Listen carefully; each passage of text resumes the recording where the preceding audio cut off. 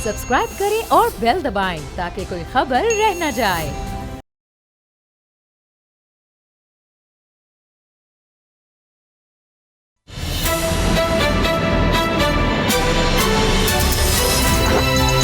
अब पता चला। बिस्मिल्लाहिर्रहमानिर्रहीम, अस्सलाम वालेकुम। मैं हूं मोहम्मद उसामा गाजी और आप देख रहे हैं अब पता चला। मुल्क में कोरोना की तीसरी लहर खतरनाक होती जा रही है। इस तनाजुर में नेशनल कमांड ऑपरेशन सेंटर ने मुल्क में रात 8 बजे तक तमाम कारोबारी सरगर्मियां बंद करने का फैसला कर लिया। इसके अलावा 8% से ज्यादा शरह वाले इलाकों में मजार, पार्क्स और सिनेमा बंद होंगे। शादी की तकरीबात ओपन जगहों पर SOPs की सख्त पाबंदियों के साथ सिर्फ 2 घंटे में मुकम्मल करना होगी। नकलो हमल भी महदूद करने का फैसला किया गया है। इंटर सिटी ट्रांसपोर्ट 50% और रेल सर्विस 70% मुसाफिरों के साथ चलाने का कहा गया है। यह सारी सूरत हाल अवाम को परेशान करने वाली है। लेकिन सियासत पर अगर डालें नजर तो जो कौम के हैं रहबर अवाम को दरपेश सब चीजों से है बेफिक्र, क्योंकि सियासत और सिर्फ सियासत ही है उनके पेशे नजर। आप देखें, एक तरफ NCOC अवाम की जान को महफूज बनाने के लिए पाबंदियों का ऐलान कर रही है, तो दूसरी तरफ 26 मार्च को मरियम नवाज की नैब में पेशी को लेकर PDM अवामी समंदर के साथ नैब पर यलगार के नारे मार रही है। कहा जा रहा है कि PDM जमातों के रहनुमा और कारकुन इज़हार यकजहती के लिए मरियम नवाज के साथ नैब जाएंगे।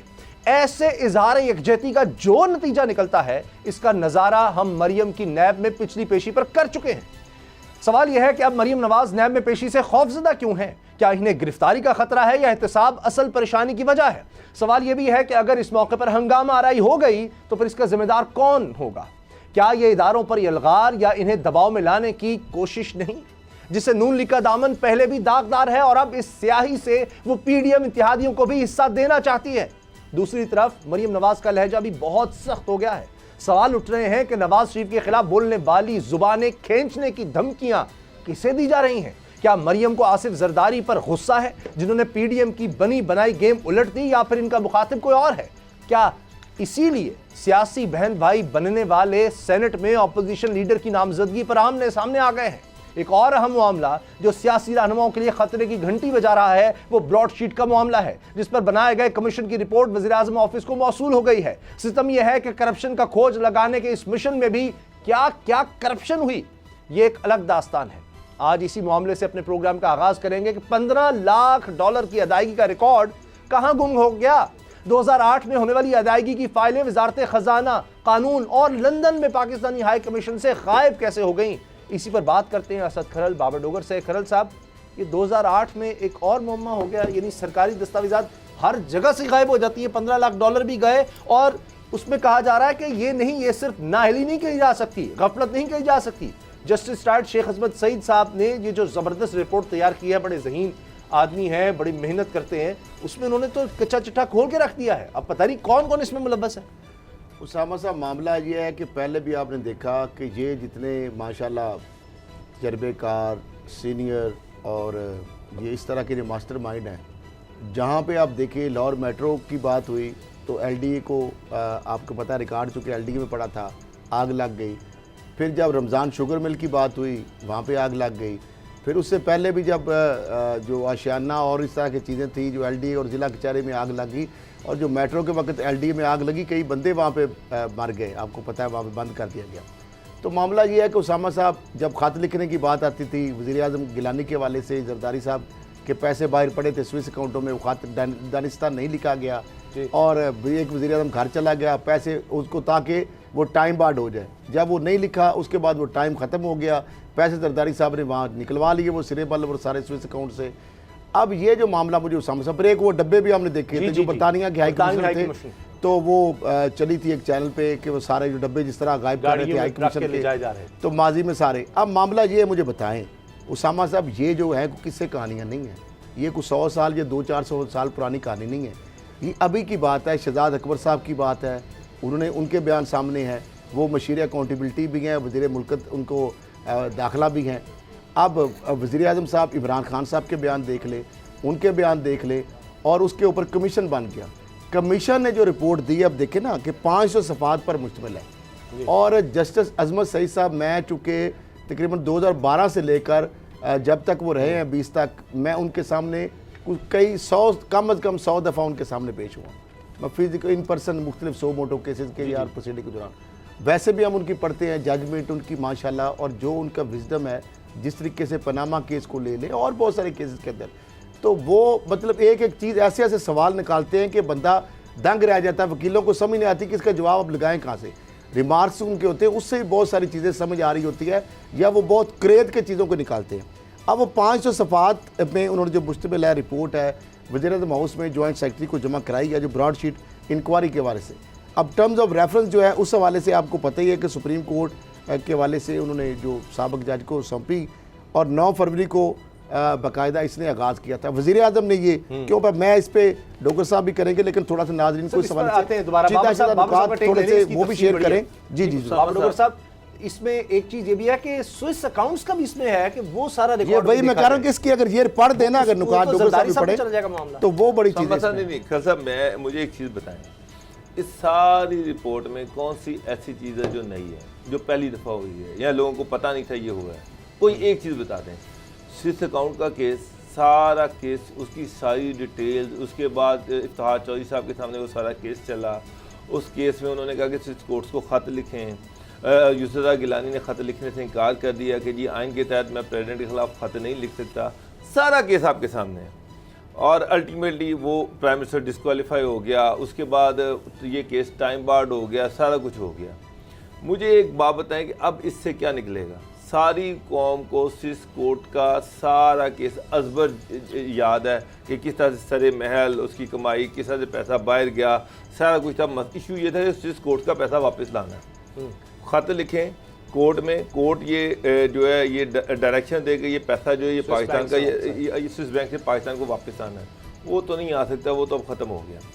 दूसरी चीज़ थी ये जो $15 लाख था, ये $15 लाख जो बरतानवी कोर्ट है उसने खुद कह दिया कि ना ये $15 लाख जो हैं वो जाली फर्म को दे दिए गए। 2008 में आसिफ अली जरदारी साहब की गवर्नमेंट थी, उस वक्त पता कर लें वकला कौन कौन से थे जो पाकिस्तान की तरफ से पेश होते रहे और जिन्होंने वहाँ जाके फैक्ट छुपाए। हर चीज़ सामने है। मैं ये समझना चाह रहा हूँ कि ये पूरी रिपोर्ट में नई चीज़ क्या है और इससे कौम को क्या फ़ायदा होगा इस पूरी रिपोर्ट से। सर ये कि ये रिकॉर्ड जिस जिस जगह से गायब हुआ है, अब उनके खिलाफ कार्रवाई के लिए अब उसामा साहब सुन लें, रिपोर्ट का सुन लेना। अब कितना बड़ा ब्लंडर हो रहा है। कौन रिपोर्ट के अंदर वो कह रहे हैं अजमत सईद साहब कि वजारत खजाना, वजारत कानून और अटारनी जनरल ऑफिस से मुतलका फाइल ही गायब कर दी गई, और यहाँ से फाइल जो अदायगी, फिर आगे कह रहे हैं कमीशन के जो हाई कमीशन है लंदन में जो पाकिस्तान का, वहाँ पे भी जो अदायगी की फाइल है, जो अंदराज है, वो उसका जो हिस्सा है वो गायब कर दिया गया। अब ये देखें कि 2008 में जिस तरह डॉक्टर साहब जरदारी साहब की हुकूमत थी, 13 तक उनकी हुकूमत रही, और उसके बाद फिर यानी नून लीग की आ गई 18 तक। अब ये 2 हुकूमतें हैं। मुझे बताएं इसमें फिर टर्म्स ऑफ रेफरेंस में ये भी कहा, उसका सिरेमल का इन्होंने काम जो इनके ज़िम्मे डाला गया था कि असर 9 तहकीकात करनी है, हुदैबिया जो पेपर और इंजीनियरिंग जो मिल जाए उसकी तहकीकात करनी है। अगली खबर बहुत साहब मेरा सबसे अहम सवाल है, निकलेगा क्या? मेरा सवाल ये है, यहाँ पे इससे बहुत बड़े केसेस है। पनामा लीक आया, उसके बाद आसिफ अली जरदारी के ये सारे केसेस जो थे, जाली अकाउंट, ठीक है, ये अरबों खरबों पे, वो तो ₹1 आया नहीं है। आपने एक नया कट्टा आगे खोल दिया। मेरा मतलब है यहाँ पे ये सारी टोपी ड्रामे चलते रहेंगे, यहाँ कोई प्रैक्टिकली भी कुछ होगा। ये चीज आपको भी पता है, ये मुझे भी पता है, ये उसामा साहब को भी पता है, ये 22 करोड़ अवाम को पता है कि ये जो चीज उठाई गई है इसमें एक आना कौम को नहीं मिलना, एक आना, ₹1 नहीं आना। एक ये चाहे नैब में दे दे या मर्जी दे दे, इससे कुछ नहीं निकलने वाला। जो $15 लाख गया सो गया, वो नहीं वापस आना। स्विस के पैसे जो स्विस बैंक है वो भी वापस नहीं आने, उससे बाद जो इतना अरबों खरबों की करप्शन हुई है वो भी वापस नहीं आनी। गवर्नमेंट जो है ये पुराने कट्टे को खोल रही है। चाहिए तो ये था, मैं ये चैलेंज करके करता हूँ, आए मेरे साथ कैमरा लें, किसी थाने में चल जाए, किसी कचहरी में चल जाए, किसी जगह पे चल जाए, बगैर करप्शन के कोई काम नहीं हो रहा। और भाईजान जो अब हो रहा है इसको ही रोक लें, अभी कोई ट्रांसपेरेंसी ले आए, अभी कोई गुड गवर्नेंस ले आए, अभी कुछ कर लें। पुराने कट्टों से क्या मिलेगा आपको, क्या फायदा होगा? माँ वक्त का ज़िया, पैसों का ज़िया, इसके अलावा कोई चीज नहीं है। बात कर लेते हैं। हाँ, ये है कि आपको जरदारी साहब, उनको भी कोई फर्क नहीं पड़ता। स्विस कोर्ट ये कौन सा नई चीज उनके पे पड़ गई है? वो पहले भी उतने ही गंदे थे, अभी उतने ही गंदे रहेंगे। बाकी जो है वो भी इसी तरह से रहेंगे। फर्क क्या पड़ेगा, ये फाइल गुम हो गई या नहीं हुई, इससे क्या फर्क? अगर फाइल मिल जाएगी तो $15 लाख वापस आ जाएगा। नहीं आएगा, लेकिन पता हुआ क्या उसामा साहब, चाहे नायली है, फाइल कहते हैं ना रहेगा। उसामा साहब यहाँ पे लाखों फाइलें गायब हैं, हर करप्शन के केस की फाइल गायब है। अच्छा मुझे ये बताएं एक और बात, कि फाइल गायब कर देने से क्या जुर्म खत्म हो जाता है? नहीं खत्म होता, लेकिन तो इसका अब मुझे सिर्फ उसामा साहब एक सवाल का जवाब दे दे, या डॉक्टर साहब आप भी, अगर 2008 में ये सारी दुनिया को पता है ना कि ये फाइलें हुई, अदायगी हुई है, वजारत खजाना से फाइल गायब होगी, अटारनी जनरल ऑफिस से फाइल गायब होगी, बाद में रसम ने किया है, और उसके बाद फिनांस जो वजारत कानून से हो गई, लंदन हाई कमीशन से वो अंदराज वाला सफ़ा गायब हो गया। क्या AGPR में जो वहाँ पे जहाँ पे हुकूमत पाकिस्तान ने ये पेमेंट की है, इन सारी जगहों से ये फिटप्रिंट बताए जा सकते हैं? और अगर वो कौन से ताकतवर आज भी माफिया हैं जो ये चीज़ें गायब कर रहे हैं? इमरान खान साहब, अगर आप अपने इदारों की, हुकूमत की फाइलों की तहवील भी आपको नहीं मिल सकती या वो रिकॉर्ड आप नहीं ले सकते, तो फिर हमें तो समझ आ रही है। यहाँ पे मेट्रो का रिकॉर्ड नहीं मिला, यहाँ पे ऑरेंज लाइन का रिकॉर्ड नहीं मिला, यहाँ पे मुल्तान का रिकॉर्ड नहीं मिला। अच्छा, अब और सर 480 अब समझ, मैं इतना जानता हूँ, इंक्वायरी कर लें कि इस कमीशन के बैठने पे कितना पैसा खर्च हुआ। आपने इतना पैसा मजीद खर्च कर दिया ऐसी चीज पे जिससे ₹1 भी नहीं आपको मिलना। मेरा ये कहना है कि गवर्नमेंट को चाहिए कि खुदा का नाम है, अपनी गवर्नेंस की तरफ तवज्जो दे, अपनी एडमिनिस्ट्रेशन की तरफ से लेके ये कौम को रुबानी रटे हुए केस हैं। ये 500 क्या 5000 सफ़े भी होते हैं। आपने कहा अभी की करप्शन रोक लें, तो अब की बात कर लें तो 26 मार्च को मरीम साहिबा कह रही हैं कि जी वो जाएंगी, लेकिन अब साथ ये खबरें भी आ रही हैं कि उससे पहले जमानत कबल गिरफ्तारी भी कराई जाएगी, और फिर वो कहती मैं जेल जाने से नहीं डरती। जुबान खींच लेंगे, नवाज शरीफ के खिलाफ जो बोलेगा वो जुबानें खींच लेंगे। अब कुर्बानी देने का लिए अब हिसाब लेने का वक्त है। बहुत से लोग जाएंगे, फजलुर रहमान साहब कह रहे हैं कि सब जाएंगे। जिस तरह की लैंग्वेज, और फिर नवाज शरीफ साहब ने बड़ी ज़बरदस्त बात की है, बहुत बड़ी बात उन्होंने कहा है कि 2 से 4 लाख लोग हैं जो सारा मुल्क लूट रहे हैं, सारा पैसा उनके पास जा रहा है, प्लॉट वो बना रहे हैं। अब वक्त आ गया उनसे हिसाब लेने का कि ये लोग अमेरिका और ऑस्ट्रेलिया में जा जाकर जायदादें बना रहे हैं। ये मियां नवाज शरीफ साहब ने कहा है। अच्छा, मुझे समझ नहीं आई। मैं क्या डॉक्टर साहब, मैं हैरान, पाबंदी है, दिखा नहीं सकते, मैं आपको बता रहा हूँ। यानी वो कह रहे हैं कि हमारे अलावा भी 200-400 लोग और भी हैं, 2-4 लाख। उन्होंने कहा ये लोग हैं जो पैसा बना रहे हैं, बाकी लोग गरीब से गरीबतर हो रहे हैं, और ये जो मैंने पढ़ा है वो है ऑस्ट्रेलिया और अमेरिका ले जा रहे हैं पैसा, बरतानिया का उन्होंने जिक्र नहीं है। बाबर साहब, ये असल कहानी है मुल्क इस वजह से ये मियां नवाज शरीफ साहब अब सच बात कर रहे हैं और सच बता रहे हैं किस तरह मुल्क को लूटा जा रहा है। वो कहते हैं अब नहीं छोड़ना। मैं तो सिर्फ इतना जानता हूँ कि अगर मरियम सच्ची हैं, मरियम के खिलाफ जो एलिगेशन है झूठ हैं, उन्होंने वैसे ये खुद कहा हुआ है, ऑन रिकॉर्ड कहा हुआ है, पूरी कौम के सामने कहा हुआ है, कहें तो बार बार दोबारा टीवी पे आपको चला के दिखा देते हैं, हर सोशल मीडिया पे भरा हुआ है उनका वो स्टेटमेंट। मेरी लंदन में तो क्या, पाकिस्तान में भी कोई जायदाद नहीं है। लाहौर में, रायविंड में, प्राइम लोकेशन पे 1400 कनाल जगह औने पौने में ख़रीदी गई, उसके बाद वहाँ पे डेवलपमेंट कराई गई, उसको बाद में ग्रीन लैंड डिक्लेयर कर दिया गया कि वहाँ पे कोई और ना आके जगह खरीद ले और बना ले, और कोई और कंस्ट्रक्शन ना कर ले। उसामा साहब, सिर्फ नैब ने तो बड़ा मासूमाना सवाल पूछा है कि मरियम बीबी सिर्फ इतना बता दें कि ये आपके पास तो पैसे ही नहीं थे, ये 1400 कनाल जगह के लिए पैसे कहाँ से आए? जो अगर आप कहती हैं कि ये पैसे वहाँ से आए, कोई उसके खिलाफ इनकम टैक्स भी जमा करवाया, हमें सिर्फ रिकॉर्ड दे दें, इसमें कौन सी बुराई है? आपके पास घर है या आपके पास गाड़ी है, उसामा साहब, नैब आपसे कहता है कि अपनी गाड़ी जिन पैसों से खरीदी है उसका टैक्स के साथ रिकॉर्ड ला दें, तो क्या कोई ज्यादती है? सर वो तो बैंकिंग ट्रांजैक्शन सारा होता है, सारा कुछ। सिर्फ इतना पूछा गया है, इससे ज्यादा कुछ नहीं पूछा गया मरियम से, और वो पूरा इतना बड़ा जुलूस लेके पता नहीं क्या साबित करने जा रही है। मुझे तो ये नहीं समझ लगी।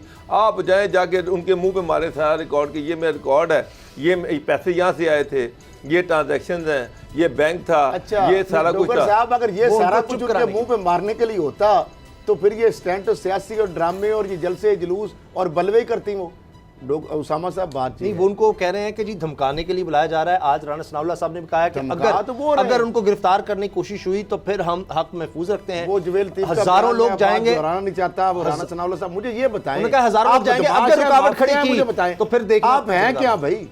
आप क्या हैं? कानून आइन को मुल्क के अंदर है कि नहीं? आप माफिया हैं।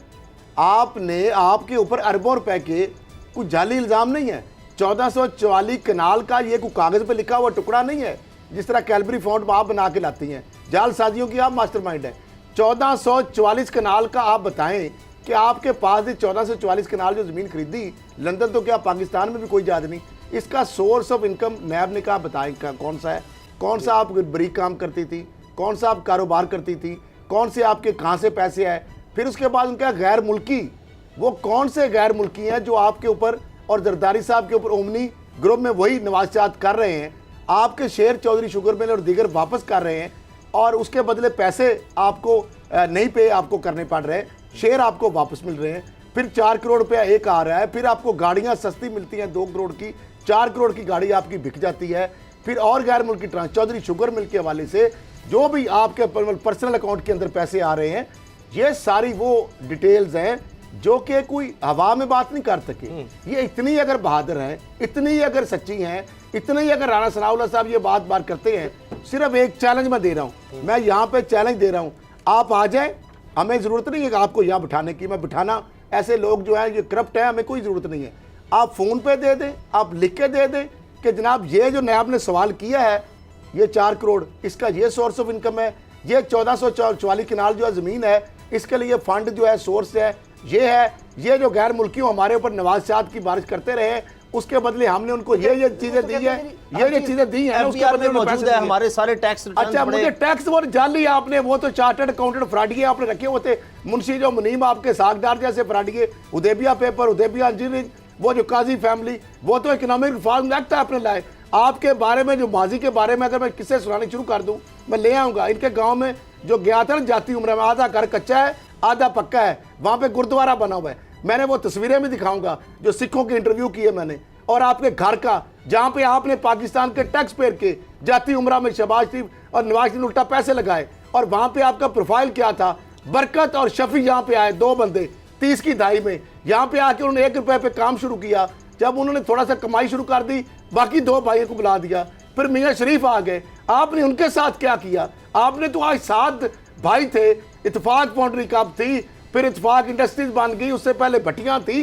50-50 रुपए की आपके वालिद के हाथ, दादा जो अरबपति थे, उनके मेरे हाथ लिखी हुई दरखास्तें हैं। 50-50 हजार के कर्जे के लिए। अच्छा, आपको क्या लगता है 40 के अंदर आपकी बड़ा सवाल फाइल आपका देख लें। मरियम आप ये सुन ले उसामा साहब, ये गुडमुड ना करें आप इस तरह। या तो सारा नैब इसको बंद कर दें, FIA को बंद कर दें। मुझे नैब पे भी आ रहा है, अगर आपने तमाशा लगाना है, पहले भी आपने तमाशा लगाया है, और अगर आप इस तरह मुल्ज़िमों को ट्रीट करना है आपने कि जो मुल्ज़िम दिल करे बलवा लेके आ जाए, जलसा लेके आ जाए, बाकी मुल्ज़िमों को जिसको दिल करे आप बिठा लेते हैं, जिसको दिल करे पकड़ लेते हैं, तो ये कौन सा तरीका है भाई? वो जिस तरह दावे कर रही मैं जमानत करा के आऊँगी, मैं फलां करा के आऊँगी, कितने और साल चाहिए? मुझे ये बताएं, 2 + 2 4 है। अगर आपने अक्रॉस द बोर्ड और रियासत मदीना के दावेदारों के लिए कि कानून और बातें करते हैं बड़ी बड़ी, और नैब क्या कर रहा है? जरदारी से करप्शन की 1 रुपया आया, नवाज शरीफ से आया, उल्टा पाकिस्तान की तारीख में रियासत मदीना के दावेदारों की हुकूमत में एक मुजरम, पाकिस्तान का सजा याफ्ता मुजरम भगौड़ा प्रोक्लेम्ड फंडर आज बरतानिया की सरजमीन में बैठ के दंदरा रहा है, और वहां पे आजाद, और उसकी बेटी, उसके ऊपर केसेस है, एक में मुअत्तली हुई है सजा में, एक में बेल हुई है। वो तो हाई कोर्ट में मजाक उड़ा रहा नैब का कि अब आपको याद आ गया। उल्टा मौलाना फजल रहमान साहब कह रहे हैं, इदारों का मजाक बनवा रहे हैं कि जनाब देखिए इदारे की नैब की जो है ना वो सामने आ गया खुलकर। अब मुझे ये बताएं, करप्शन के केस है, ये सियासत में इसमें कहाँ पे आ गई? आपने अरबों रुपया लूटा है, आपने करप्शन की है। आपसे नैब पूछ रहा है कि ये जो आपके जाते हैं ये कहाँ से आई है? सवाल का जवाब दे, कहाँ से आई झुमके? ये झुमकों की बात नहीं है, ये 1444 कनाल की बात है। ये आपको चौधरी शुगर मिल से करोड़ रुपए आ रहे हैं। आपको गैर मुल्की कौन से ऐसा कारोबार, कौन से ऐसे आपस के अंदर एग्रीमेंट्स है, किस बदले में क्या लेन देन हो रहा है कि आपको करोड़ रुपए वो दे रहे हैं? आपको शेयर भी खरीद रहे हैं और पैसे भी दे रहे हैं।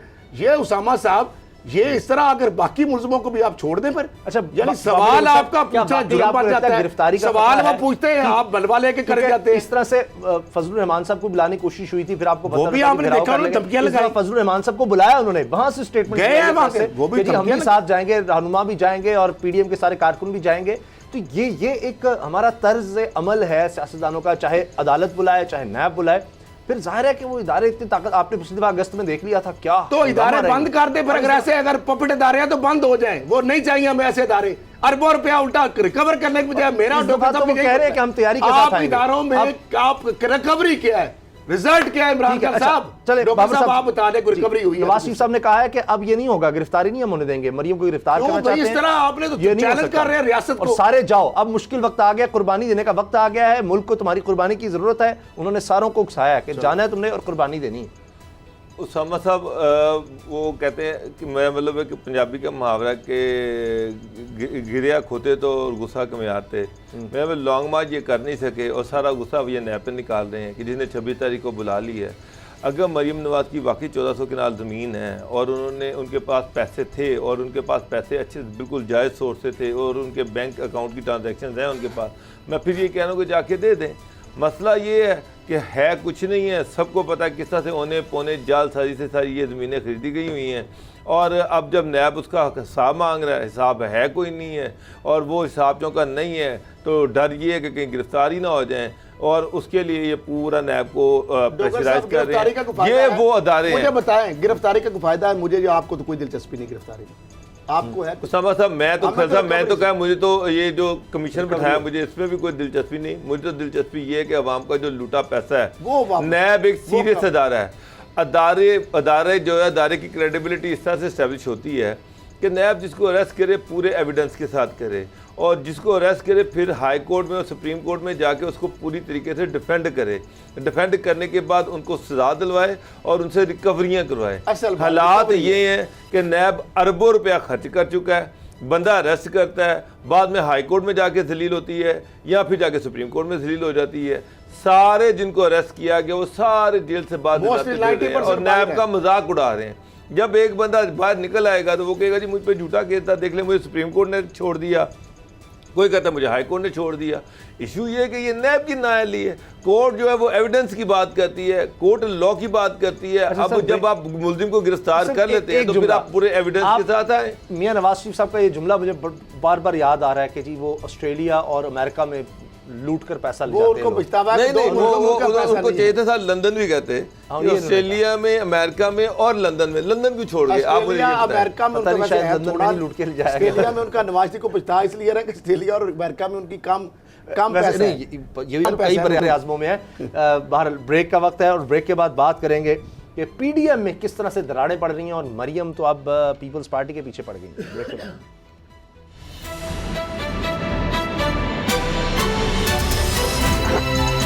अब पता चला।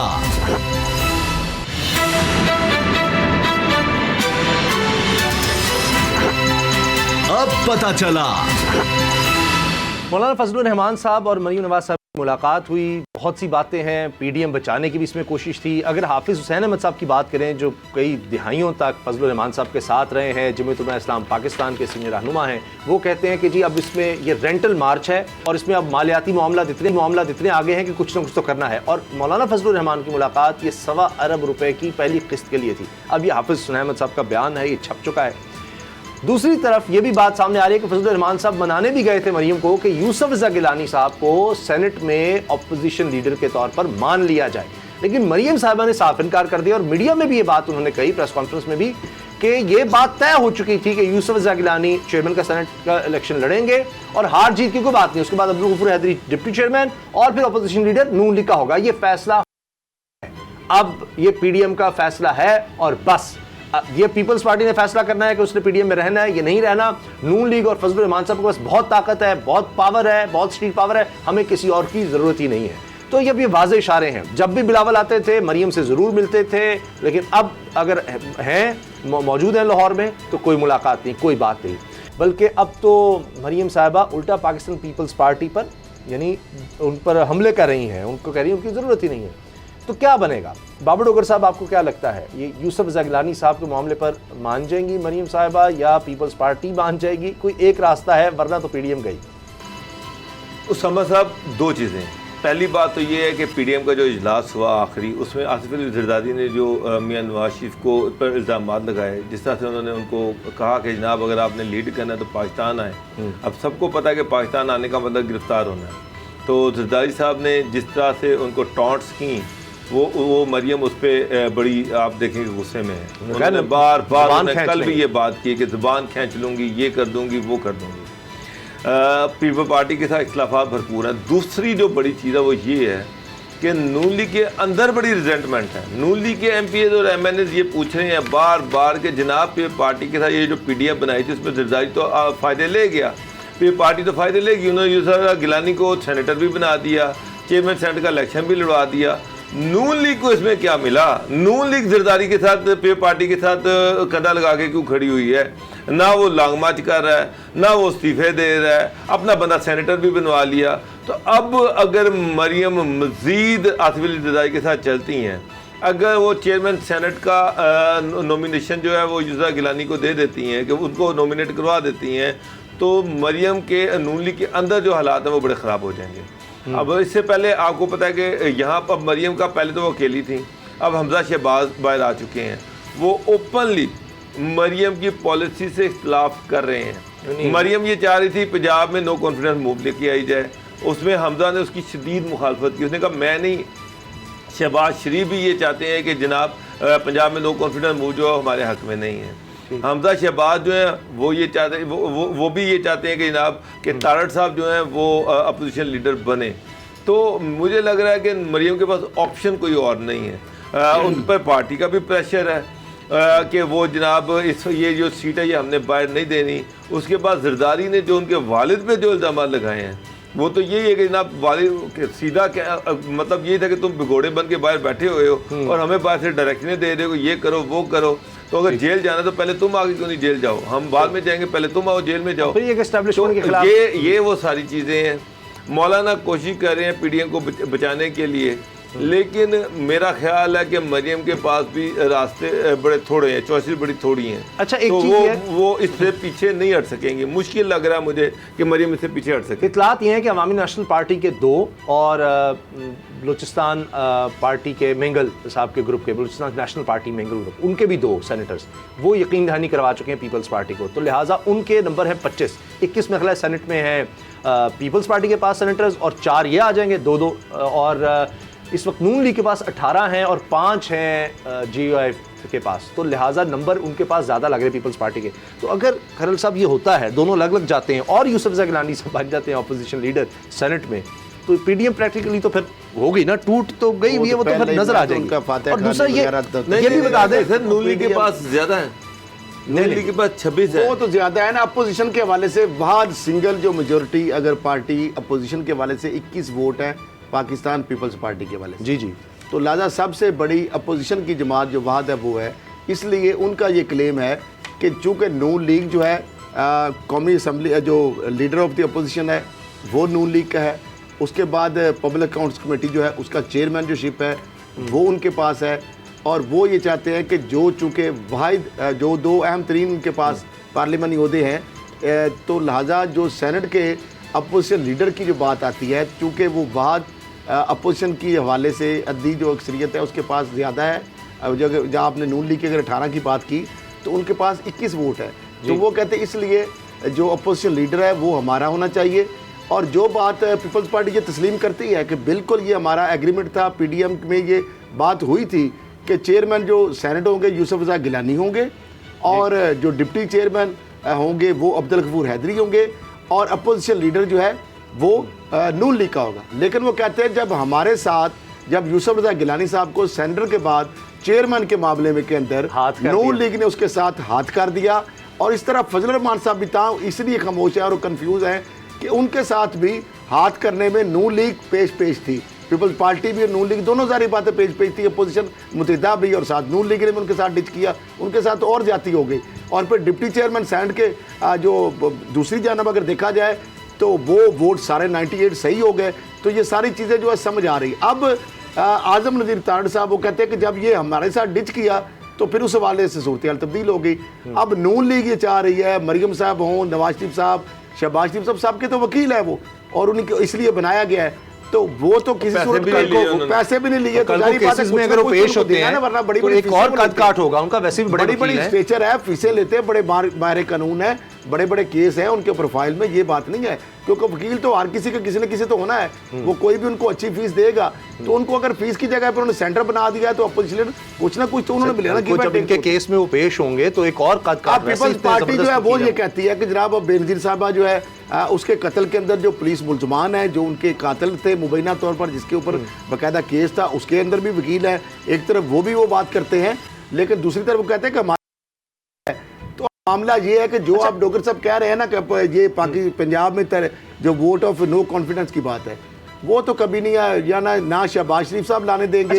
हमजा शहबाज शरीफ अपोजिशन लीडर है, जब हमजा शहबाज जी और शहबाज शरीफ साहब नहीं चाह रहे, हमजा शहबाज मेन है ना मेजर यहाँ पे, तो मरियम साहबा की क्या वहाँ पे हैसियत है? अच्छा, एक चीज़ ये है बाबर साहब के जो मैंने अर्ज़ की, जो खबर मेरे पास है वो ये कि जी अवामी नेशनल पार्टी और बलूचिस्तान नेशनल पार्टी मेंगल साहब वो अगर पीपल्स पार्टी की तरफ जाते हैं तो फिर तो पीडीएम गई, क्योंकि वो पीडीएम में शामिल जमातें अगर पीपल्स पार्टी के साथ चली गई, कुछ उधर चली गई, फजल रहमान साहब अगर नून लीग के साथ आ भी गए तो ये तो अलग अलग हो गए, फिर मुश्तरका तो ना रहे और ये लड़ाई तो आगे बढ़ेगी। और दूसरा जो आपने बड़ी ज़बरदस्त बात की कि मरियम साहिबा की जो भी सियासत थी, जो भी उनकी सियासी बसीरत थी कि पीपल्स पार्टी के साथ चलना चाहिए, वो अल्टीमेटली फेल हुई, या जो भी आप कह लें ज़रदारी साहब को क्रेडिट जाता है, और उन्होंने इन रोड्स भी बना लिए। देखिए ना, जलसे नून लीग ने यहाँ किए पंजाब में, तो उनका भी एक हो गया। अब आप देखें कि बिलावल साहब जमात इस्लामी से मिल रहे हैं, तो ये सब कुछ, तो इसमें शहबाज शरीफ साहब तो कहेंगे ना कि क्या पाया जो मुझे साइड लाइन करके तुम सियासत करना चाहती थी, या सीनियर लीडरशिप कहेगी कि ये था, मिला, हासिल क्या किया? तो आपने पॉलिटिकली जो अपना एक जो इन्वेस्टमेंट थी वो खो दी मरियम ने। आपको क्या लगता है? तो या अभी उनका स्ट्रेचर है? आपसे शहबाज शरीफ ये चीज़ बड़ी ओपन है कि शहबाज शरीफ आसिफ अली जरदारी को पसंद नहीं करते। शहबाज शरीफ ने मुझे खुद बताया कि मैंने ज़िंदगी में कभी आसिफ अली जरदारी से हाथ नहीं मिलाया। ये मुझे शहबाज शरीफ ने जब वो वज़ीर आला थे उस वक्त, इसीलिए छोटा सा मैं ऐड करता हूँ, जब बिलावल हाउस गए तो बकायदा उन्होंने हाथ नहीं मिलाया था, बहाना कोरोना का था, आपको पता है, ऐसे खड़े रहते हो जी। तो वो उन्होंने कहा जी मैंने कभी आसिफ अली जरदारी से हाथ नहीं मिलाया, ना मैंने कभी उनको वेलकम किया जब भी जाती उम्र आए, तो वो उनको पसंद नहीं करते हैं शहबाज शरीफ। हमजा शहबाज भी, वो भी इतना ख़ास आसिफ अली जरदारी को पसंद नहीं करते, लेकिन Maryam out of the way जाके मरियम बिलावल के पार्टी के करीब हुई, पीडीएम बना, पीडीएम को साफ लेके जाना, पीपल्स पार्टी जिंदाबाद के नारे लगाए, वो अपनी बहुत बड़ी अचीवमेंट गिनती हैं, पीडीएम को अपनी बड़ी सक्सेस गिनती हैं, और उनका ख्याल था कि पीडीएम के ज़रिए से पीडीएम ने जो जलसे किए हैं, पीडीएम की वजह से हुकूमत पे प्रेशर बढ़ा है, और पीडीएम की वजह से उनकी पॉपुलैरिटी में इजाफा हुआ है, मरियम की अपनी पॉपुलैरिटी में, कि वो जहाँ भी जा रही हैं बेताशा दुनिया आ रही है, जलसे हो रहे हैं, लोग उनको देखने आते हैं और उनकी पॉपुलैरिटी में बढ़ रही है। अब ये जो लास्ट पीडीएम का इजलास हुआ, वो पे पार्टी से या आसिफ अली जरदारी से ये एक्सपेक्ट नहीं कर रही थी कि वो एकदम नवाज शरीफ पे डायरेक्ट हमला कर देंगे और नवाज शरीफ को वतन वापसी के लिए कह देंगे। अब ये मरियम की बहुत बड़ी शिकस्त है, ये जो चीज़ थी, ये मरियम की बहुत बड़ी शिकस्त थी कि वो मरियम जो इतना अर्सा पीडीएम को लेके चली, जिस पे ये इल्ज़ाम लगता था कि वो पे पार्टी का आउट ऑफ द वे जाके सपोर्ट कर रही है और पे पार्टी उसकी वजह से ज़ायते ले रही है और नून लीग को कुछ नहीं मिल रहा, और वो सारी जो हंडिया थी वो एन चराए पे आके जरदारी साहब ने फोड़ दी। और वो जो बयानिया था शहबाज शरीफ का, हमजा शहबाज का, ख्वाजा साद का, राना तनवीर का और बहुत सारे पीएमएन के दूसरे लीडर्स का कि जनाब पार्टी से हमें कुछ नहीं मिलना और वक्त का ज़रिया है, वो बयानिया सच साबित। ब्रेक के बाद बात करेंगे। कोरोना की तीसरी लहर खतरनाक होती जा रही है, अहम इक़दाम उठाने का कहा गया है। ब्रेक के बाद बात करेंगे।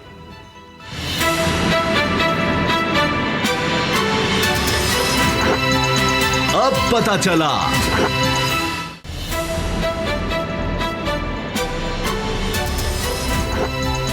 अब पता चला। एनसीओसी का इजलास हुआ और उसमें एक दफ़ा फिर सख्त इक़दामात लेने का कहा गया है और नक़्ल हमल जो है उसको कम करने का कहा गया है। जो इज्तिमाई तक़रीबात होती हैं, चाहे शादी हो या इस्ती हो या इस तरह के इज्तिमात हों, वहाँ पर उसको महदूद करने का कहा गया है। इंडोर डाइनिंग को मुकम्मल तौर पर बंद किया जा रहा है। स्कूल्स के हवाले से भी शफ़क़त महमूद साहब वज़ीर तालीम कह रहे हैं कि बड़ा दुख होता है, स्कूल हम बंद नहीं करना चाहते लेकिन इस तरह के इक़दाम करने पड़ रहे हैं। ये तीसरी लहर, जिस तरह से एनसीओसी में तमाम डाटा मौजूद होता है, ग्राफ्स देखे जा रहे होते हैं किस तरह से ये फैल रहा है, तो उससे ख़तरा ये होता है कि ग्राफ्स आप देखते हैं कि इसको रोकना बहुत ज़रूरी है, वरना अगर आज 2 केस सामने आ रहे हैं तो कल ये 4 हो जाएंगे, 8, और ये इस तरह से मल्टीप्लाई होता चला जाता है, जो कि बड़ी खतरनाक सूरत हाल बनती दिखाई दे रही थी। इसी वजह से ये सख्त इक़दाम करने का कहा गया है और ये भी बताया गया है कि तीसरी लहर पहले से भी ज़्यादा खतरनाक है और बड़ी तेज़ी से हालात बेकाबू हो सकते हैं। फिर दोबारा हम देख सकते हैं कि हॉस्पिटल्स में जगह ही ना हो जिस तरह हम पहले देख रहे थे। तो खुदा न खास्ता अल्लाह ना करे कि ऐसा हो।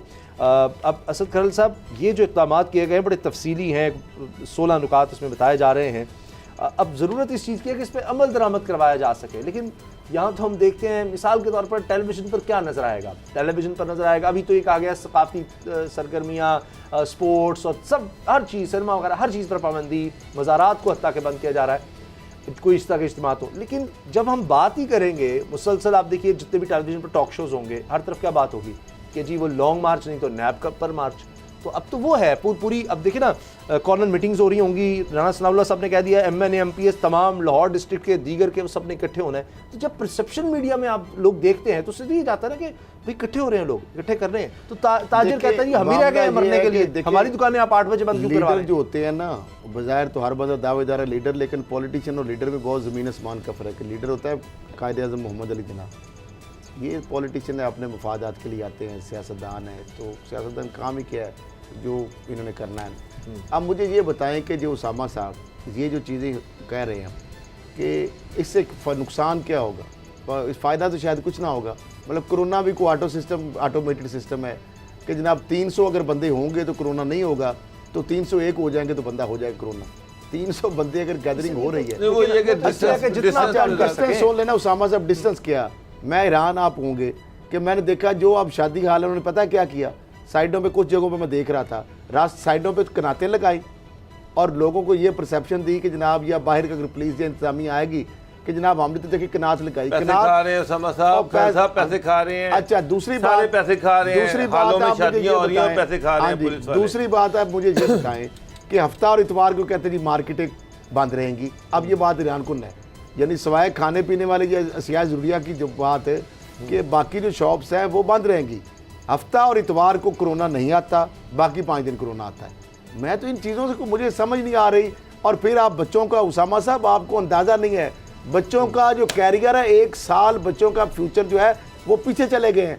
ऑनलाइन क्लासेस के अंदर जो तमाशा होता है आप देखते ही हैं कि जनाब टीचर को आ गई, एक आध क्लास ले ली, कभी जनाब वो सिस्टम नहीं ऑन हो रहा, कभी वो सिस्टम, पाकिस्तान में ये मोबाइल कंपनियां जो फ्रॉड कंपनी है सर्विस 4G और 3G के ड्रामा करते हैं और जितने सिग्नल इनके आते हैं और जो बाकी इंटरनेट कंपनी है, आपको पता ही इनका जो फ्रॉड लूट मार है, किसी और मुल्क के अंदर टैक्स ये देती नहीं है।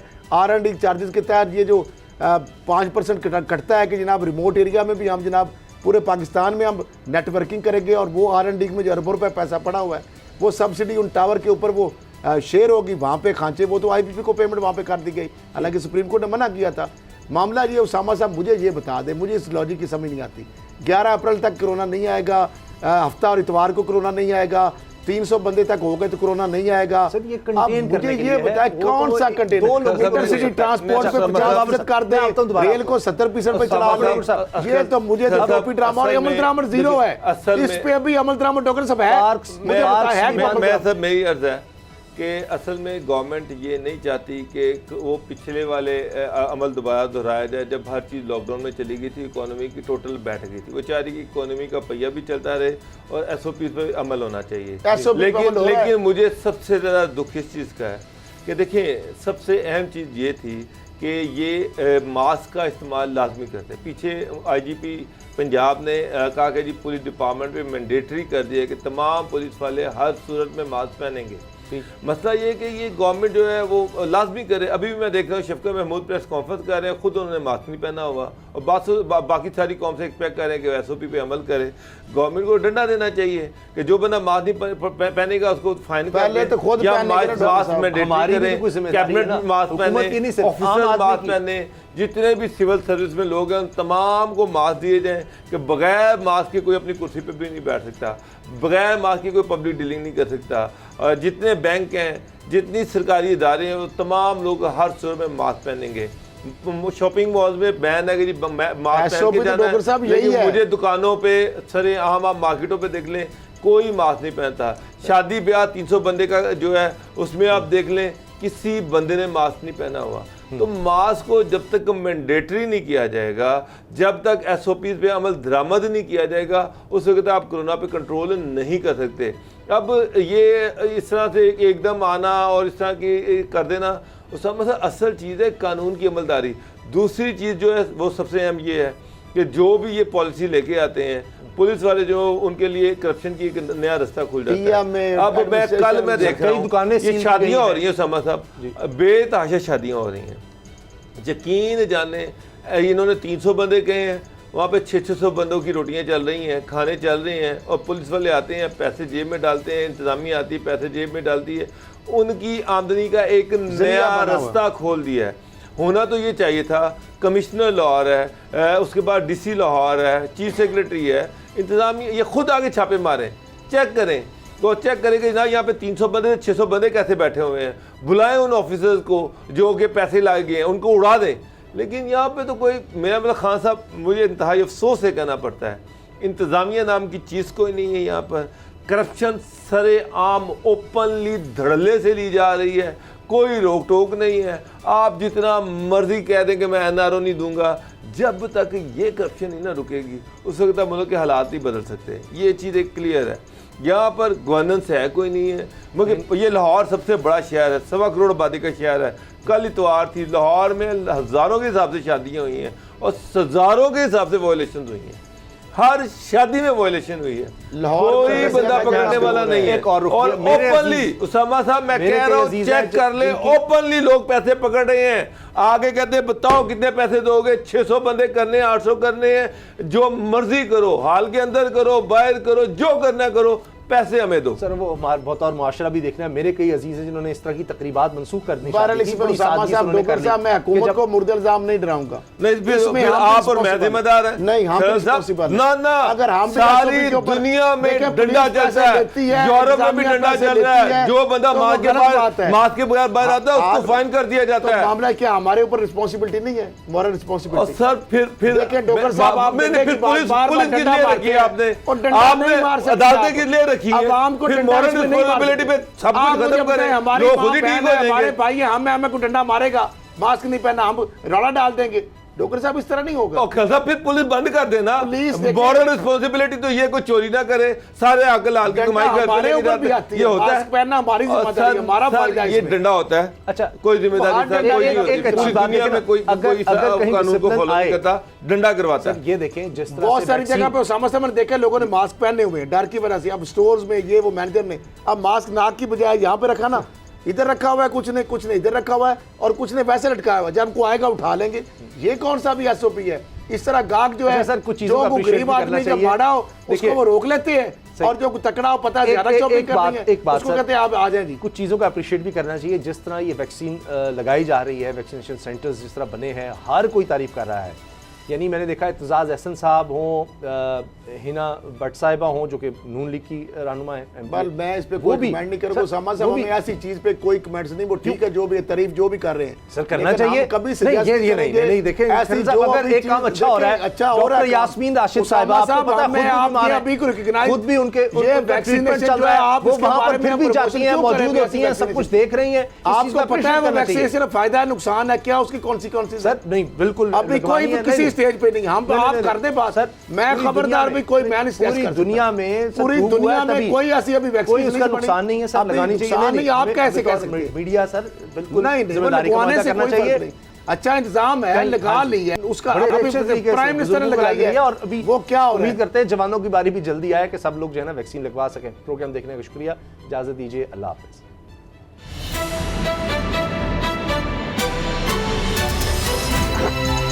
अब पता चला। सब्सक्राइब करें और बेल दबाएं ताकि कोई खबर रह न जाए।